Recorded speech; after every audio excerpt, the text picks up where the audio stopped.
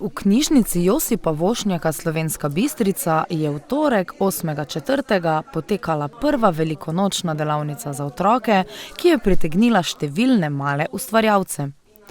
Otroci so z navdušenjem ustvarjali iz lepenke in drugih materialov ter s spretnimi rokami oblikovali različne velikonočne okraske.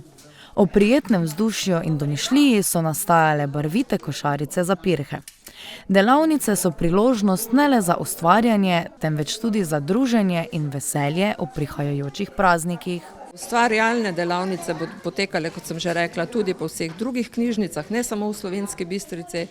Otroci pa si bodo na teh letošnjih velikonočnih delavnicah izdelali velikonočno kokoško, majhnega piščančka, naredili velikonočno gnezdece za pirhe, ki jih bodo verjetno ustvarjali doma skupaj s svojimi starši in starimi starši. Hkrati pa jim bo ta izdelek, ki si ga bodo danes odnesli domov, obogatil in polepšal njihovo praznično mizo.